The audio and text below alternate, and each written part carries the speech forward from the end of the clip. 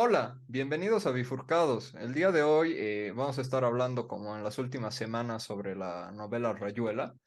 Rayuela es una novela de Julio Cortázar, escrita en el año 1963 y tiene como principal protagonista a Horacio Oliveira y transcurre primeramente en París, una primera mitad de la novela y una segunda en Buenos Aires.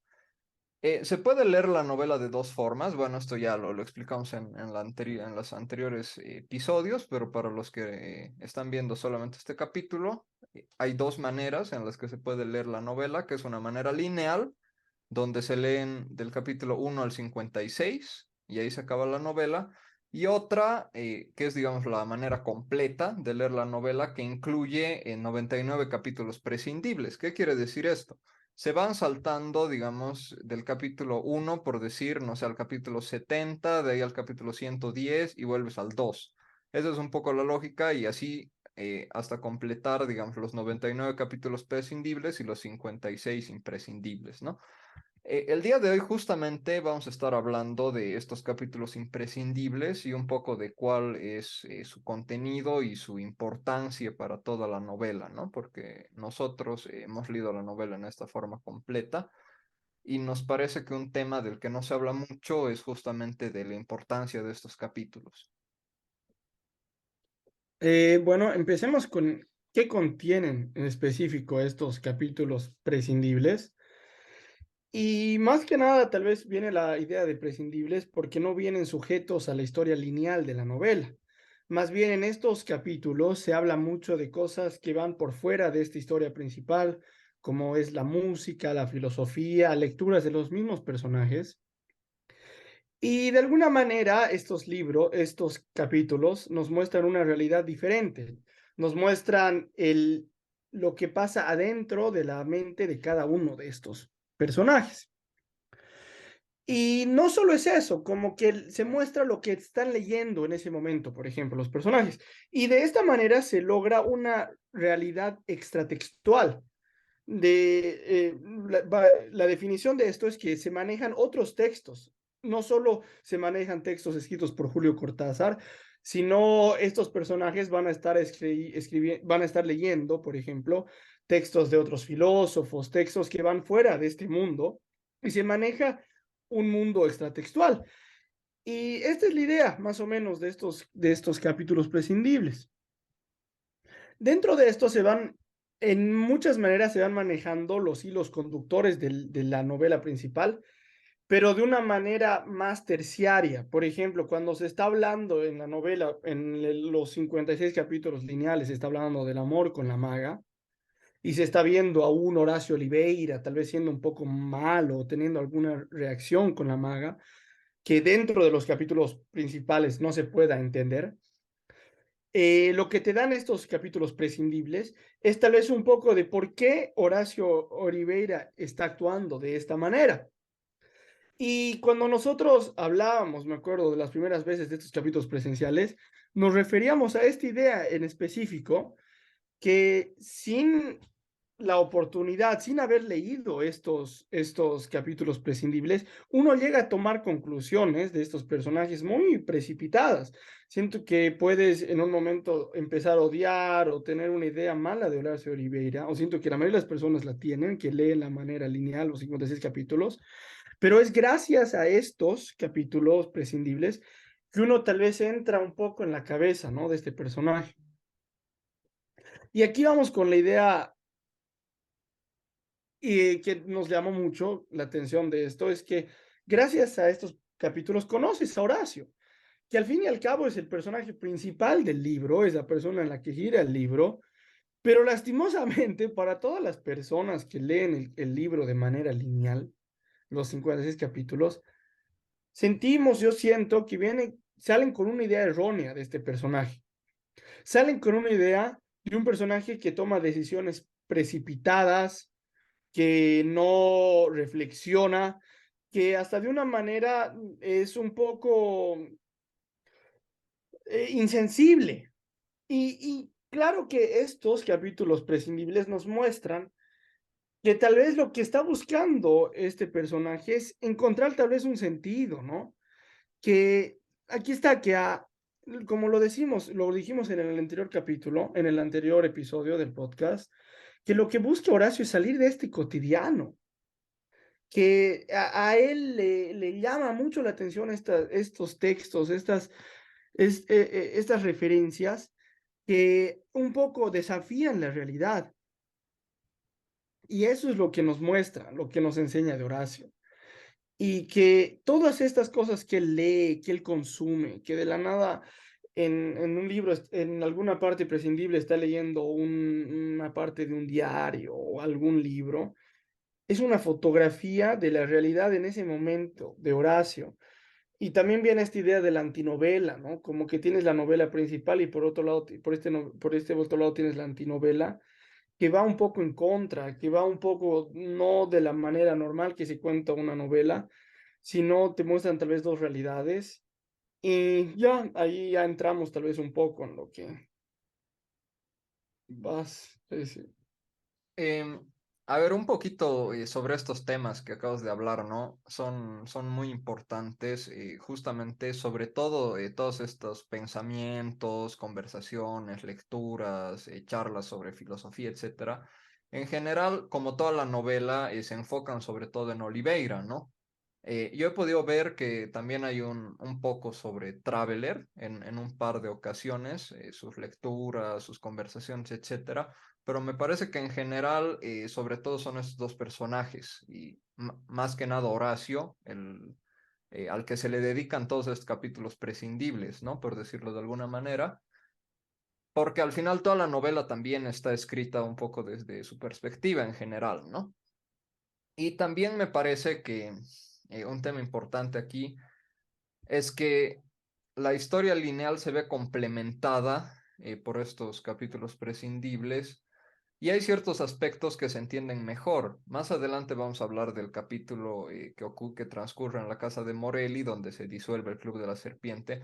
Pero, por ejemplo, entre el capítulo que analizamos la anterior vez, el capítulo 28, y este capítulo, digamos, donde ya se disuelve el Club de la Serpiente, hay un montón de capítulos prescindibles que de alguna manera complementan muy bien y hacen que uno pueda entender mejor este final, ¿no? Y yo creo que si uno lee en la versión lineal, eh, le falta mucho contexto para realmente entender qué está pasando, ¿no? Sí, Y bueno, esto es un ejemplo, ¿no? Tal vez el más destacable, pero también al final, tampoco vamos a hacer spoilers, pero al final de la novela también hay muchos capítulos prescindibles que hacen que uno, quizás una primera imagen que uno tenía de cómo había terminado la novela, si lee solo esta versión lineal, se da cuenta de que en realidad ha sido, o sea, el resultado es otro, ¿no? Em, y también, por ejemplo, Horacio, como hemos hablado, tiene su novia, que es la maga, pero también tiene una relación con la Pola paralelamente, que es otra mujer. Y, por ejemplo, esta relación en la versión lineal se la menciona muy de pasada, pero realmente no se profundiza en ella en estos capítulos, en cambio, prescindible, sí, ¿no?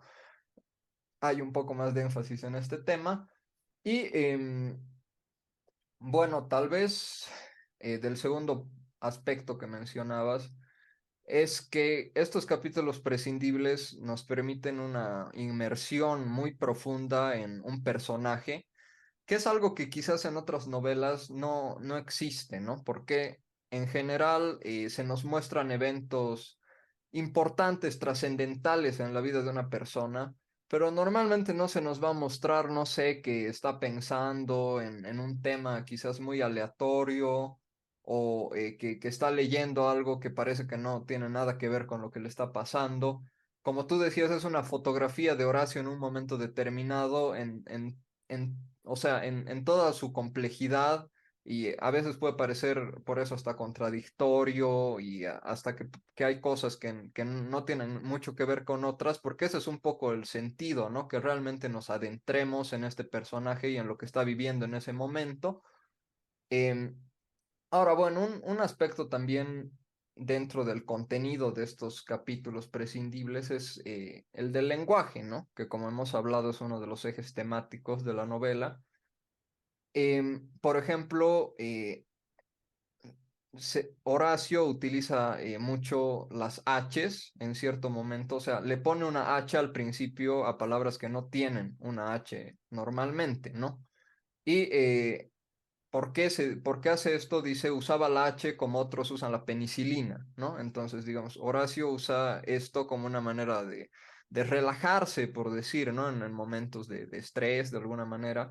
Y este es solo un ejemplo, ¿no? Para no profundizar demasiado, porque es un aspecto que venimos hablando ya en otros capítulos, pero este tema del lenguaje siempre es muy importante a lo largo de la novela, ¿no? Como con estos juegos del diccionario, el glíglico, que vamos a hablar más adelante, y todos estos temas, yo creo que es un eje, digamos, transversal en general de la novela y que obviamente también tiene su importancia en estos capítulos secundarios, ¿no? Secundarios prescindibles, perdón.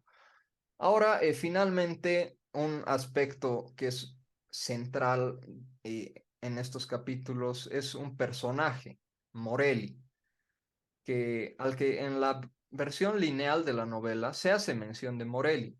Sin embargo, en estos capítulos prescindibles hay varias citas de Morelli, también hay discusiones alrededor del trabajo de Morelli. Entonces, es un personaje muy importante en estos capítulos. Y bueno, ¿quién es Morelli? Morelli es un escritor al que el Club de la Serpiente y sobre todo Horacio veneran mucho, pero al mismo tiempo Morelli es Cortázar, ¿no? Es una especie de cameo, digamos, de sí mismo dentro de esta novela. ¿Y cuál es un poco la lógica? Es muy interesante el tema de Morelli porque se nos plantea muchas ideas de lo que está pasando en Rayuela a través de Morelli. Es como hablábamos en otros anteriores episodios, que a veces los personajes están hablando de un determinado tema y paralelamente este tema se está, eh, ¿cómo se podría decir? Efectivizando en la realidad de la novela a su alrededor, ¿no? Con el tema de los silbidos, en el capítulo 28 con el tema de que están pasando situaciones, digamos, poco naturales. Entonces, esa es un poco la lógica con todo esto de Morelli, que, a, a ver, es un poco complejo de explicar, pero digamos, tienes a Morelli, que escribe, digamos, que está escribiendo, por decirlo, Rayuela de alguna manera, ¿no? El Club de la Serpiente lee a Morelli, discute sobre Morelli, etcétera, ¿no? Y una tercera, digamos, capa sobre esto somos nosotros como lectores que estamos leyendo Rayuela, ¿no? Y estamos leyendo estas discusiones del Club de la Serpiente, etcétera. Entonces, justamente esta complejidad es algo que yo creo que es fundamental dentro de estos capítulos prescindibles, ¿no? Porque no, o sea, es como que hay una crítica de la literatura desde la perspectiva de Morelli o Cortázar y una propuesta que surge justamente de Morelli, que al final es Rayuela, ¿no? Pero en fragmentos, ¿no? Son capítulos cortitos, son citas cortas, donde se nos va explicando un poco las temáticas de Rayuela, la estructura de Rayuela, y también inclusive el rol que va a tener el lector, que tiene un poco que armar esta novela a partir de sus distintos fragmentos y hay espacios vacíos que no se tocan en la novela, que el lector de alguna manera tiene que imaginarlos y todo esto se nos va explicando a partir del personaje de Morelli, ¿no? Entonces, yo creo que justamente ese es tal vez el aspecto más central dentro de estos capítulos prescindibles, ¿no? Bueno, tenemos esta idea de Morelli, ¿no? Como que siento que lo has explicado súper bien, que tenemos a Morelli, tenemos al Club de la Serpiente y tenemos a nosotros como lector. Y la idea es que el Club de la Serpiente hace una crítica sobre lo que escribió Morelli. Y de esta manera se puede decir que el Club de la Serpiente le intenta encontrar un sentido a lo que está diciendo. Está intentando cada vez encontrar un sentido a sus vidas. Si ahora me pregunto qué es lo que hace, a qué se dedica Horacio o a qué se dedican varios personajes del Club de la Serpiente, estos tipos son bohemios, no son intelectuales. Al final su vida es este tipo de existencialismo, encontrarle un sentido a su vida y tal vez ese sentido es la lectura, es la intelectualidad. Y de la misma manera lo veo como contraparte la escritura de Morelli. Morelli en un punto es muy crítico con la escritura en general y al mismo tiempo de todo lo crítico que es, uno se da cuenta que Julio Cortázar, tal vez el alter ego, ¿no? O Morelli, el alter ego de Cortázar y Morelli, este va contra las ideas de Morelli y al escribir esta misma novela, destruye todo lo que dice Morelli. Morelli dice, no, que la literatura está mal, que esto no debería ser así, que esto está así, que todo está mal. Y Cortázar, al proponer esta novela, esta manera de escritura, va contra sus mismos ideales. Y aquí como que tienes tres posiciones. Tienes tal vez una posición existencialista de los que leen de los que leen al mismo Cortázar, los personajes del Club de la Serpiente. Tienes tal vez una posición un poco nihilista de Morelli, que es un poco contra la literatura. Y al mismo tiempo tienes al alter ego de Morelli, tienes a Cortázar, que es este existencialismo, tal vez más absurdismo que va por el medio, que no, mira, aquí hay una solución, aquí se puede hacer de esta manera. Y yo creo que nosotros también entramos ahí en esa manera, que es el lector, que nosotros somos al final los que toman las decisiones, los que ven cómo funciona esto. Y esto también es tal vez una parte interesante, que creo que es en la parte prescindible, ¿no? Que se lo encuentra, hay este suceso, que se encuentran a Morelli los personajes, que Horacio se encuentra a Morelli, que Horacio también es un alter ego del mismo Cortázar, ¿no?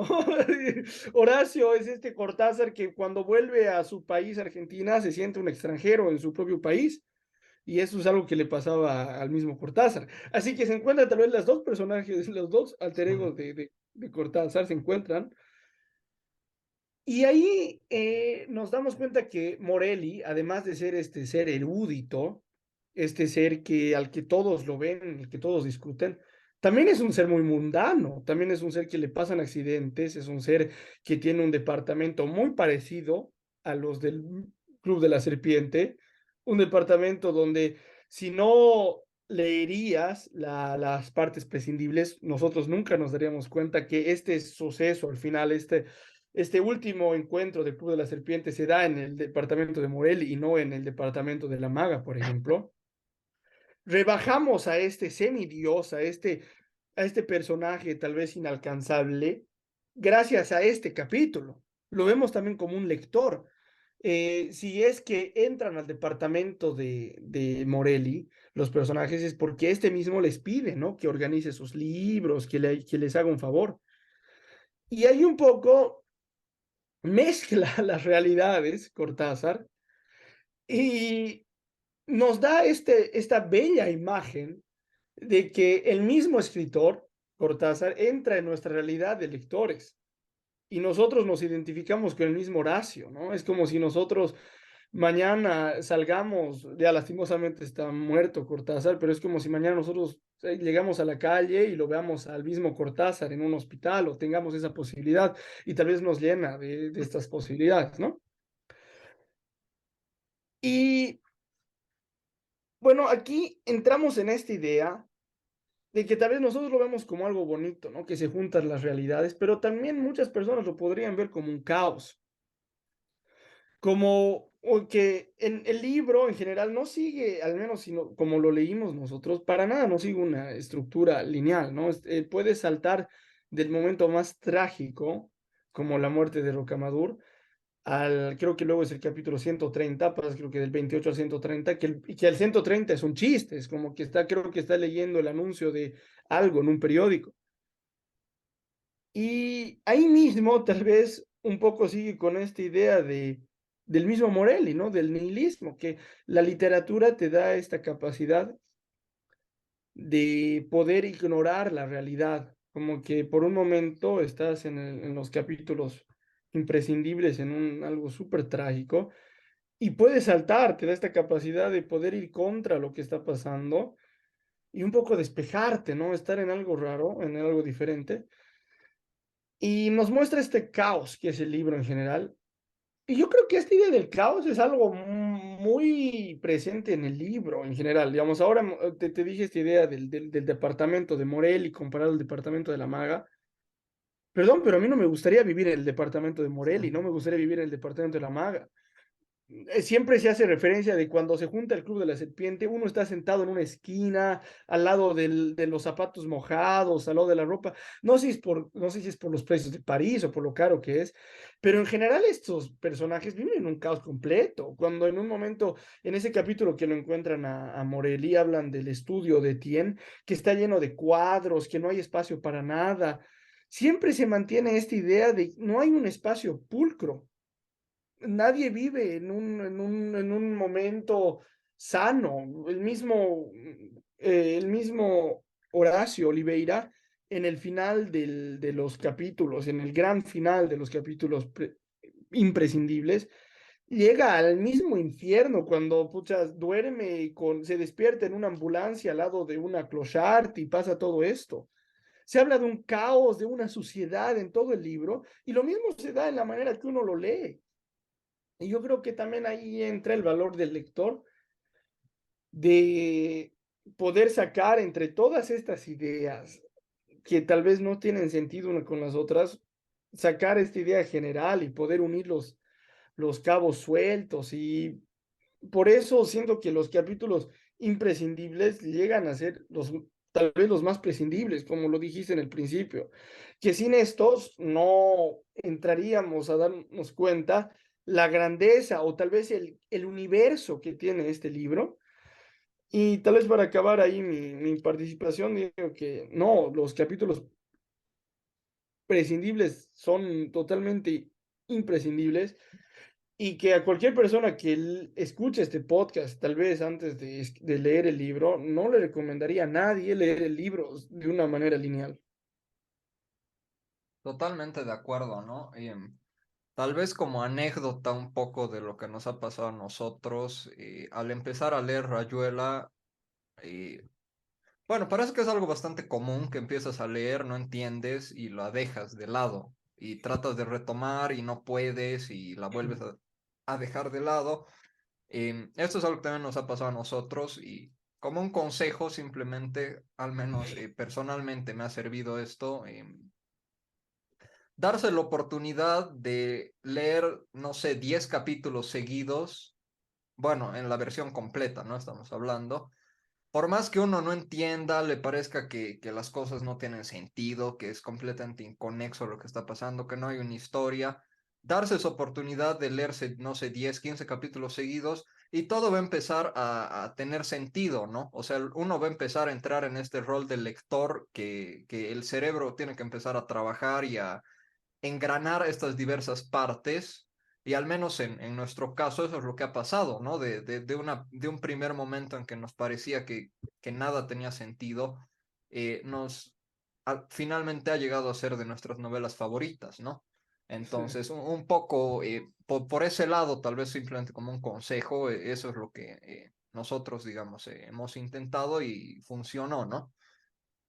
Ahora, dentro de lo que hablabas, es muy interesante cómo, ahí, bueno, discrepo un poco con lo que decías, ¿no? Pero me parece que se hace una, o sea, justamente un poco la lógica también dentro de lo que se habla en estos capítulos de Morelli es cómo se puede criticar al lenguaje y a la literatura usando el mismo lenguaje y la misma literatura. Es lo que tú decías, parece un poco contradictorio.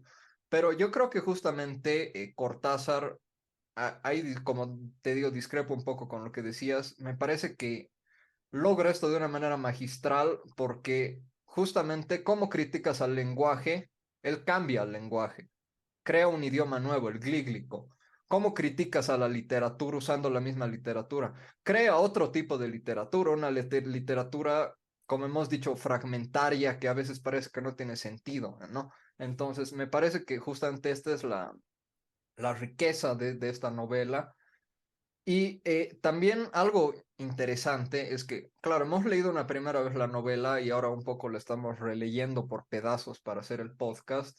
Y me parece interesante cómo uno va entendiendo más cosas, ¿no? Y yo creo que esto es algo permanente. Yo creo que si uno lee la novela en 20 años, va a poder entender más y va a haber cosas tal vez que las entienda de otra manera por la experiencia de vida que uno puede tener, pero también, por ejemplo, hay muchas partes que están en francés, ¿no? Si uno sabe francés, probablemente va a entender más. Hay muchas referencias, como hemos dicho, literarias o a música o a filosofía. Entonces, uno ha leído otros autores, tal vez entienda también más.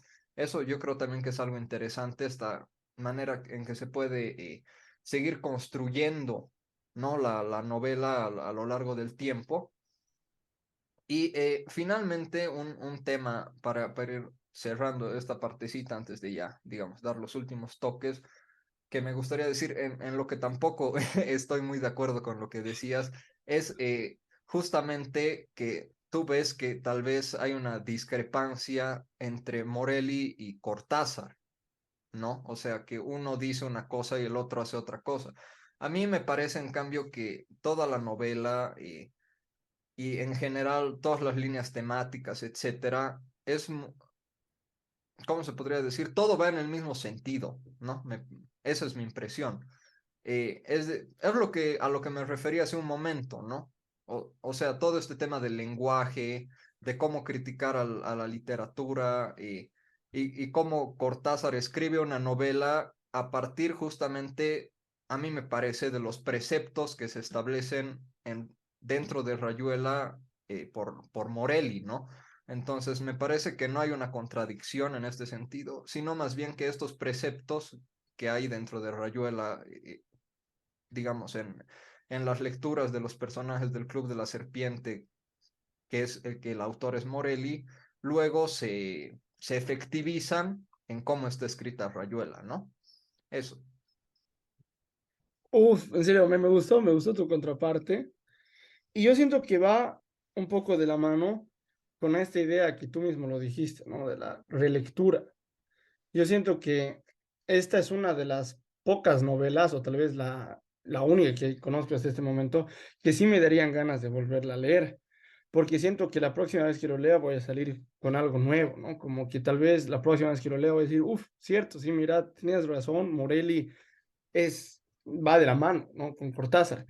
Y tal vez algo que mencionar, tal, no sé, yo creo que no es un spoiler, que esta sí es la novela infinita, como que cuando acabas la parte lineal, hay un momento que salta, creo que es del 130 y algo al 58, ¿no? Y como que es una novela que nunca acaba. Si uno lo hace de la manera que lo dicen, es la novela exactamente infinita, y creo que también lo dijo Carlos Fuentes, que es la novela que lo puedes leer una, dos, tres veces, siempre le vas a encontrar algo. Y tal vez no hemos hablado de eso, pero hay una manera, muchas personas dicen que esta novela la puedes abrir en cualquier parte y la puedes leer. Como que esa es la posibilidad, ¿no? Que lo abres, lo lees y luego vas saltando y vas llegando a todas partes. Tal vez así será la próxima manera que lo leamos. No sé si sea lo mejor. Yo no lo recomendaría a alguien que no ha leído, pero tal vez nosotros que hemos leído la novela, tal vez nos podría servir.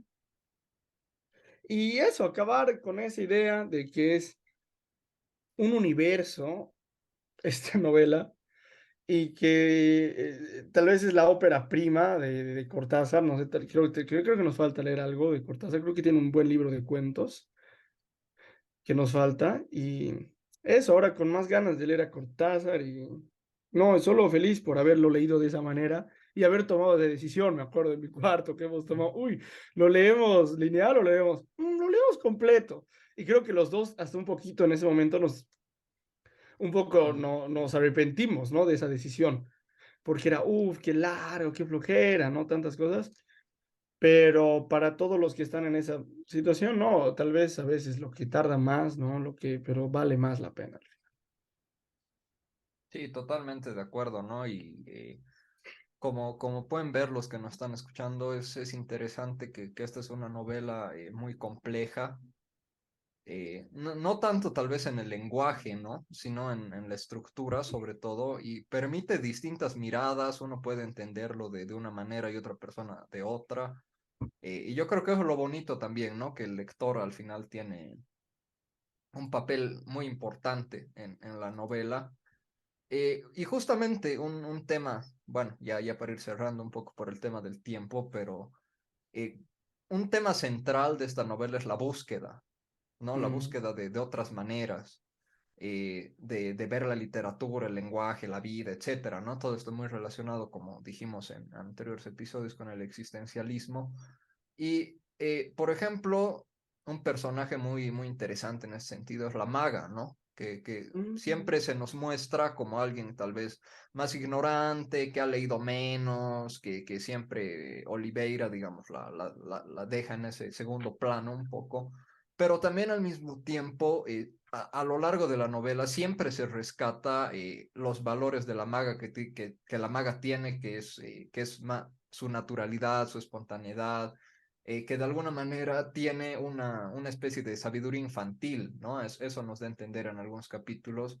Y, por ejemplo, me parece interesante como decía en el capítulo 98, y así es como los que nos iluminan son los ciegos. Así es como alguien, sin saberlo, llega a mostrarte irrefutablemente un camino que por su parte sería incapaz de seguir.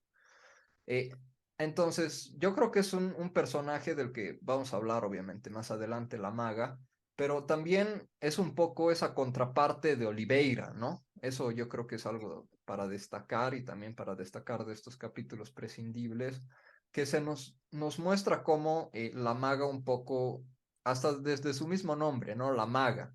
¿Qué caracteriza a Oliveira siempre? El intelectual, ¿no? Como tú decías, la intelectualidad. Un poco la maga es un personaje, por decirlo, completamente contrario a lo que es Oliveira, y tal vez por eso, volviendo un poco a lo que tú decías al principio, a muchas personas, me incluyo un poco, Oliveira no es el personaje favorito de la novela, ¿no? Incluso es bastante desagradable de alguna manera, pero yo creo que eso también es lo interesante de la maga, que justamente al mostrarnos este contraste, eh,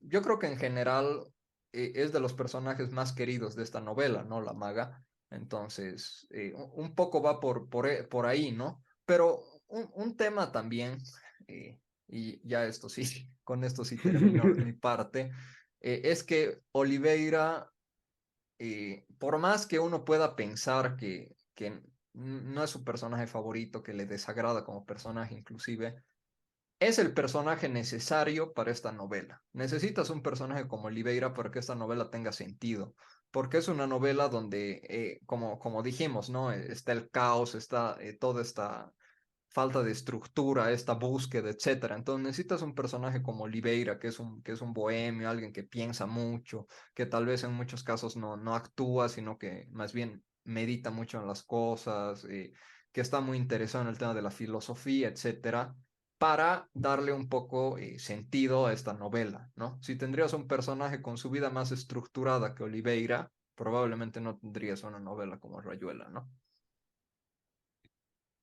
Uy, sí, oye, me hiciste pensar, ahorita que dijiste esta idea de que es una persona que piensa mucho, que siempre como que para tomar una decisión lo piensa, viene esta parte filosófica de un libro que acabo de leer, que es, que, ¿qué hacía Siddhartha? Decía, yo ayuno, yo pienso, espero, y siento que va un poco con lo que hace Oliveira, siempre espera y piensa, como que es un personaje que tal vez es su manera de proponer a la novela, que te da esta idea que tal vez los otros hacen las cosas alrededor y él desde su presencia, de solo estar ahí, hace que todo fluya. Y tal vez con eso de que dijiste que como que lo opuesto a Olivera es la maga, yo te diría que más que la maga, en muchos aspectos también es Traveler, porque Traveler es como que siempre Oliver es esta persona detestable, ¿no? Como que no tiene sentimientos. Traveler es todo lo contrario, es un amor. Traveler es el amigo perfecto, es en serio, es todo. una persona muy buena. Y tal vez como dijiste, ¿no? Que hay partes que entra Traveler en esta de los prescindibles, de los imprescindibles, todo de los prescindibles, pero siento que mucha parte de esto de los prescindibles va del amor de Horacio hacia la maga. Me acuerdo el capítulo 93, una oda al amor y tal vez vas entendiendo. Y tal vez faltó, tal vez un poco, ¿no? Como que en los prescindibles, ¿qué es lo que sentía Horacio por Traveler en realidad? Tal vez eso hubiera sido interesante ver. Totalmente de acuerdo. Bueno, eso sería todo por hoy. En otro capítulo más adelante vamos a estar hablando más de esta relación de Horacio con Traveler, que es el capítulo final, justamente. Y bueno, como siempre, nos pueden encontrar en Spotify, en Facebook, en YouTube. Síganos, díganos qué les ha parecido la novela, si es que ya la han leído. Y eso, hasta la próxima. Gracias. Chao. Chao. Chao.